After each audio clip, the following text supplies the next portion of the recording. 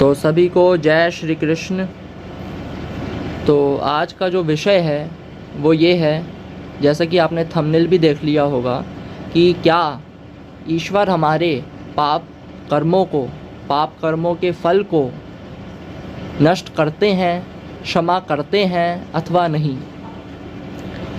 तो इसको लेके सबसे पहली बात ये आती है कि जो हमारे समस्त साधु संत हैं उनके द्वारा एक शास्त्रोक्त वचन अवश्य सुनने को मिलता है, क्या कि अवश्यमेव भोक्तव्यम कृतं कर्म शुभाशुभम।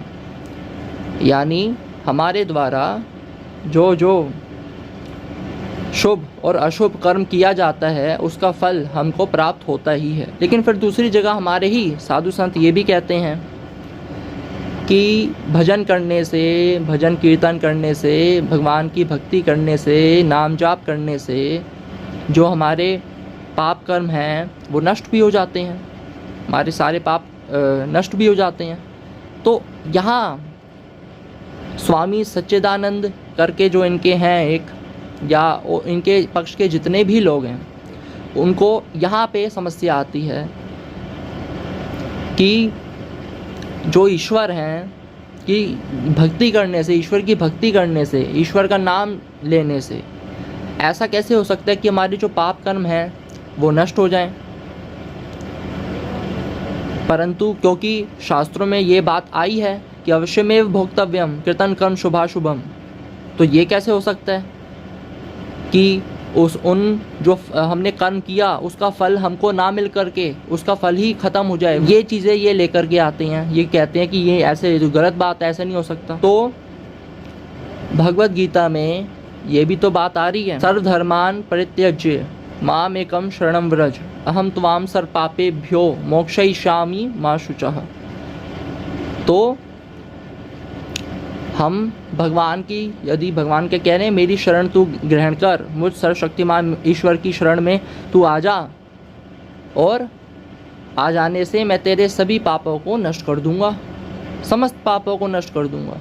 तो यहाँ पर तो सारे पापों को नष्ट करने की बात आई है, ये भी तो शास्त्रोक्त वचन है। सबसे पहली बात कि यहाँ पर हमको सामंजस्य स्थापित करना चाहिए। ये लोग क्या करते हैं, ये स्वामी सच्चिदानंद है जो बाकी इनके पक्ष के लोग हैं, वो ये करते हैं कि शास्त्रों के किसी एक वचन को उठाते हैं और उसको इतना ऊपर कर देते हैं और बाकी सबको असत्य बोल देते हैं, अवैधिक बोल देते हैं। और मनुस्मृति में ये आता है, ऐसा नहीं है कि अपने हिसाब से हम बोल रहे हैं कि नहीं सामंजस्य स्थापित करो, ऐसे एक बात मत उठाओ, अपने आप से नहीं बोल रहे।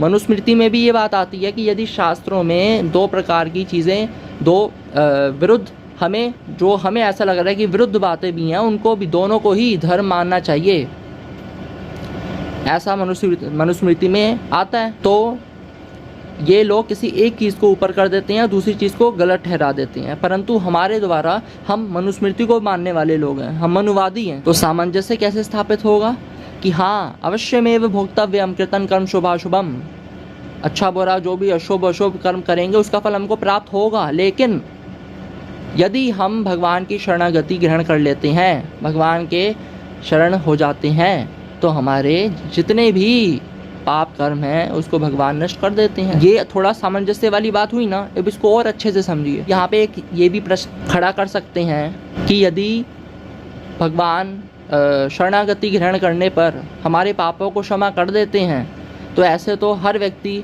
पाप करेगा और भगवान की शरणागत हो जाएगा और उसके पाप नष्ट हो जाएंगे।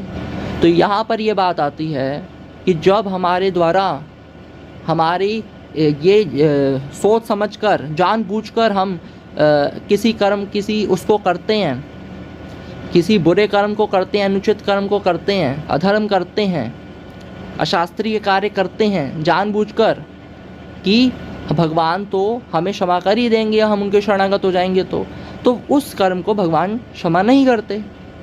जो कर्म हमारे द्वारा नासमझी के कारण, और जिसका हमको वो है कि भाई हमने ये जो करा ये गलत करा, अनुचित करा, पश्चाताप है हमको थोड़ा सा भी, तो उन कर्मों को भगवान क्षमा करते हैं।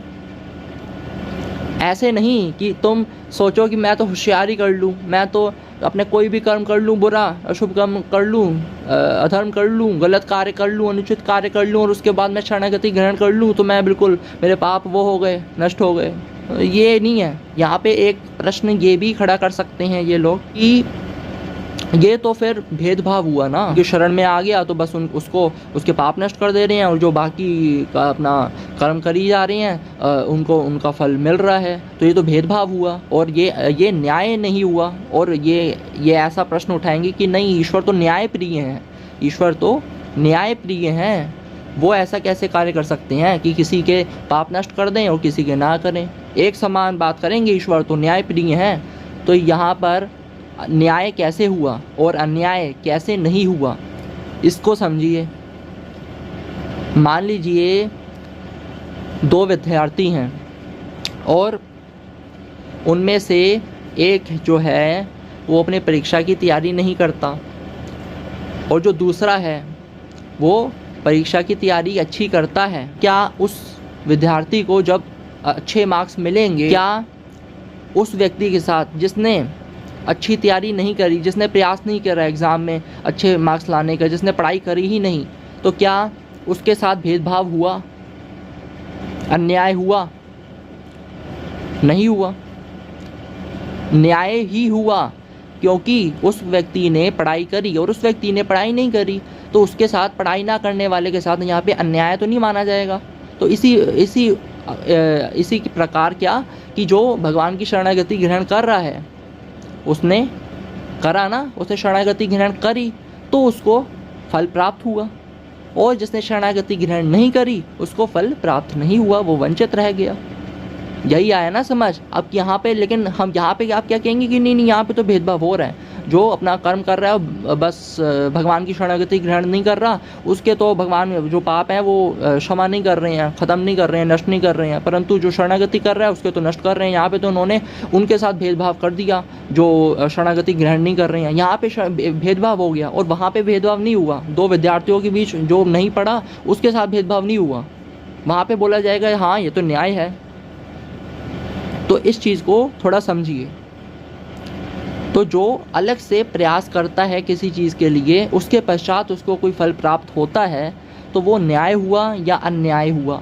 न्याय हुआ ना। अगर हम ये माने कि भाई जो मैंने 2 विद्यार्थियों का आपको उदाहरण दिया, उसमें अगर हम मान लें कि जिसने पढ़ाई करी है उसको यदि पढ़ाई करने के पश्चात भी उसको एग्ज़ाम में जो मार्क्स हैं, परीक्षा में जो उसको मार्क्स है वो प्राप्त ही नहीं हुए, अधिक प्राप्त ही नहीं हुए जो जितनी उसने करी, तो यहाँ पर अन्याय माना जाएगा, या उसको प्राप्त हो रहे हैं पढ़ाई करने के पश्चात तो इसको वो माना जाएगा? ये बताइए। अन्याय कब है? अन्याय तब है जब कोई भगवान के शरणागत हो जा रहे हैं लेकिन फिर भी भगवान उस पर वो नहीं कर रहे, उसको उसके कर्म का फल नहीं दे रहे हैं, है ना। शरणागति उसने ग्रहण करी, उसने केवल कर्म नहीं करा, उसने शरणागति भी ग्रहण करी, तो शरणागति ग्रहण करी है तो अब यहाँ पे उसका फल मिला। तो यानी ये वो नहीं हुआ कि यहाँ पे भगवान ने कोई भेदभाव कर दिया, पक्षपात कर दिया, ऐसा नहीं है, कोई पक्षपात नहीं है। ये उल्टा अगर नहीं दें उसके कर्म का फल, उसकी उस चीज़ का फल, उसकी शरणागति का फल, तो ये होगा पक्षपात। आया समझ? तो भगवान पक्षपात तो कर नहीं रहे, न्यायप्रिय हैं, पूर्ण रूप से न्यायप्रिय हैं। तो जो भगवान की शरणागति जाएगा उसको उसके पाप नष्ट होंगे। और मैंने ये भी बता दिया आपको कि ये नहीं कि हर व्यक्ति मुंह उठा के जिसने जानबूझकर कर्म कर रहा है अनुचित कि भाई भगवान की शरणागति, तो नहीं, भगवान सर्वज्ञ हैं, है ना। इतना तो आप भी जानते होंगे, भगवान सर्वज्ञ हैं, सब कुछ जानते हैं किस मंशा से उसने अनुचित कार्य, अधर्म कार्य किया, किस मंशा से किया, ना समझी के कारण किया या फिर जानबूझकर सोच समझकर ये मानकर कि मैं शरण चले जाऊंगा तो मेरे पाप नष्ट हो जाएंगे, ये मानकर किया, तो भगवान भी सब कुछ जानते हैं, अंतर्यामी हैं, सब कुछ जानने वाले हैं, तो वो उसको उसके पाप नष्ट नहीं करेंगे। तो आपका ये जो भय है ना कि ये ऐसा कि तो गलत बात है, तो हर बंदा फिर पाप कर्म करके ये करने लग जाएगा, भगवान की शरणागति ले लेगा, नहीं लेगा। और अगर लेगा तो उसके पाप नष्ट होने ही नहीं वाले, हो गया, उसके ही होंगे जो वास्तविकता में जिसको पश्चाताप है, अपनी ग्लानि है अपने कार्य का, अपने अनुचित कार्य का, और ये भगवान जानते हैं, आप मैं नहीं जानते जिसको ग्लानि है या नहीं है। अब आती है बात जो सच्चिदानंद हैं इनके पक्ष के जो, तो ये क्या, इनसे मैं प्रश्न क्या करूं कि ये कहते हैं जो ईश्वर है वो मांगने से कुछ देते नहीं हैं, यानी मांगना क्या हुआ, व्यर्थ हुआ। भगवान जो हैं ये कहते हैं कि जो ईश्वर हैं वो केवल कर्म करने के अनुसार उसका फल देते हैं, जो आपने कर्म किया उसका फल आपको प्राप्त होगा, बस। इसके अलावा भगवान ईश्वर जो हैं वो मांगने से कुछ नहीं देंगे। आप उनसे मांगो, भक्ति करो, ये करो, वो करो, उससे वो कुछ देंगे नहीं। तो यहाँ पर इनसे फिर मैं प्रश्न पूछूंगा, जो ये गायत्री मंत्र सबके द्वारा बुलवाते रहते हैं, तो उस गायत्री मंत्र में भी ईश्वर से सद्बुद्धि मांगी जा रही है ना? मांगी जा रही है कि नहीं मांगी जा रही है? जब मांगी जा रही है तो वो ईश्वर जो है वो मांगने से तो कुछ देते नहीं है, तो जो वो सद्बुद्धि मांगी गई वो गायत्री मंत्र के द्वारा, तो वो व्यर्थ हुआ ना, अनुचित हुआ ना, अवैधिक हुआ ना, क्योंकि आपके अनुसार वैदिक मत यही है, वेद सम्मत बात यही है, शास्त्र सम्मत बात यही है कि भगवान मांगने से कुछ नहीं देते। तो आप लोग जो गायत्री मंत्र बुलवाते रहते हैं, तो इसका क्या है, इसका अर्थ क्या है कि हे ईश्वर हमें सद्बुद्धि दे, है ना? तो सद्बुद्धि मांगी जा रही है ना, परंतु ईश्वर मांगने से तो देते नहीं, तो वो मांगना व्यर्थ हुआ, अनुचित हुआ। तो इस प्रकार जो गायत्री मंत्र हुआ वो तो अवैधिक हुआ। आपके मत को यदि माने, हमारे मत को नहीं, हमारे मत में तो मांगने से देते हैं। सच्ची भक्ति से आप मांगो, करो, नाम जप करो, लग जाओ, आप सभी पता चल जाएगा आपको। दूसरा, जब ये यदा यदा ही धर्मस्य वाले श्लोक का अर्थ करते हैं, इनके मत को मानने वाले जो इनके पुस्तक में करते हैं क्या, कि जो यहाँ पर श्री कृष्ण हैं वो ईश्वर से ये मांग रहे हैं कि मुझे जन्म प्रदान करें, मुझे बार बार जन्म दें। अब यहाँ पर दे बोला जा रहा है ना, बार बार मुझे जन्म दें, तो यहाँ पे ईश्वर से मांगा जा रहा है ना?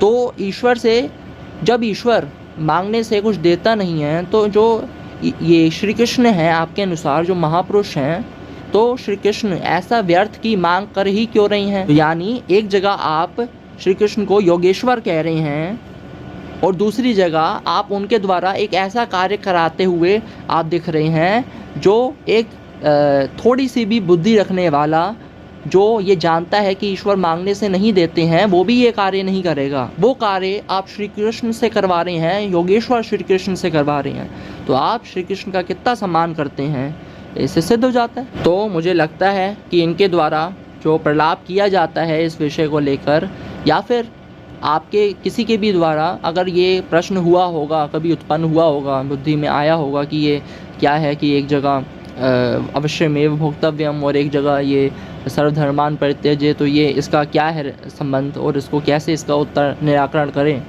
तो मुझे लगता है आपको समझ आया होगा कि वास्तविकता में बात क्या है। और भी आपको कोई प्रश्न हो तो मैं यही कहूँगा कि आप इंस्टाग्राम लव भारत है, वहाँ पर मुझे DM कर सकते हैं, मैसेज कर सकते हैं, यदि धर्म संबंधित कोई भी आपको प्रश्न है, धर्म संबंधित, भ्रम संबंधित कोई भी। तो फिर मिलते हैं अगली वीडियो में। जय श्री कृष्ण।